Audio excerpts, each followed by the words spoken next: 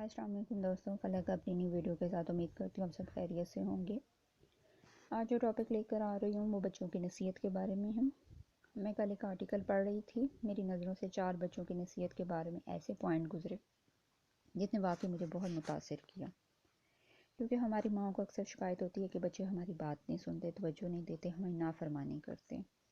امید کرتی ہوں یہ 4 پوائنٹ بتانے کے بعد آپ کے بچے یقیناً آپ کی بات سنیں گے، توجہ بھی دیں گے، آپ کو رسپیکٹ بھی کریں گے۔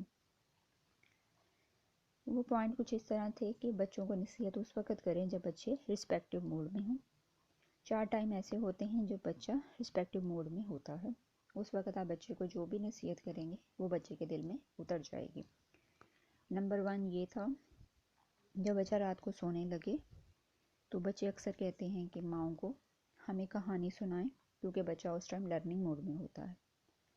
تو جو ہماری والدہ ہیں وہ بچوں کو بلی چوہے کی کہانی سنا دیتی ہیں، پھر بچے بھی بلی چوہوں والی حرکتیں کرتے ہیں۔ اس وقت بچوں کو نبیوں اور نیک لوگوں کے واقعات سنانے چاہیے، جس سے ان کی اچھی تربیت ہو، اچھی نصیحتیں لیں تاکہ آپ کا بچہ بھی نیک بنے۔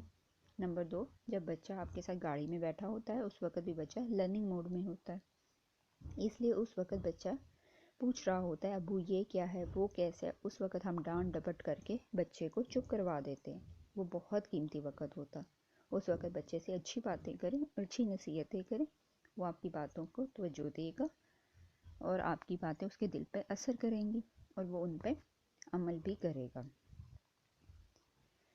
نمبر 3 یہ کہ جب بچہ کھانے کے میز پہ بیٹھے اس وقت بھی بچہ لرننگ موڈ میں ہوتا ہے، اس وقت بھی آپ نصیحت کر سکتے ہیں۔ نمبر 4، جب بچہ بیمار ہو اس وقت بھی لرننگ موڈ میں ہوتا ہے، اس وقت بھی آپ جو بھی نصیحت کریں گے وہ بچے کے دل میں نقش ہو جائے گی۔ آپ نے بچوں کو جو بھی نصیحت کرنی ہے وہ اس ٹائم میں کریں جب بچہ آپ کی نصیحتوں پر عمل کرے۔ بے وقت بچے کو کبھی نصیحت نہ کریں، کیونکہ بچے کبھی کھیلیں یا کسی اور موڈ میں ہوتے ہیں، ہم بچوں کو نصیحتیں کرنا شروع کر دیتے ہیں، اس وجہ سے بچہ کھینچا رہنا شروع ہو جاتا ہے اور آپ کی باتوں کو اہمیت نہیں دیتا، اسی وجہ سے بچہ نافرمانی کرتا ہے اور پھر ہم اس کو مار پیٹ کرتے ہیں اور وہ زیادہ باغی بنا دیتے ہیں۔ پھر لوگ کہتے ہیں مولانا دعا کرو ہمارا بچہ فرما بردار ہو جائے۔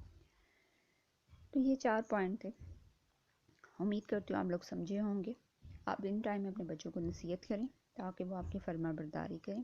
آپ اپنے بچوں کی جیسی تربیت کریں گے بچہ آپ کو ویسا ہی رسپانس دے گا۔ ہاں بچہ ضد کرے تو اسے پیار سے سمجھائیں، نہ کہ اس کو مار کے۔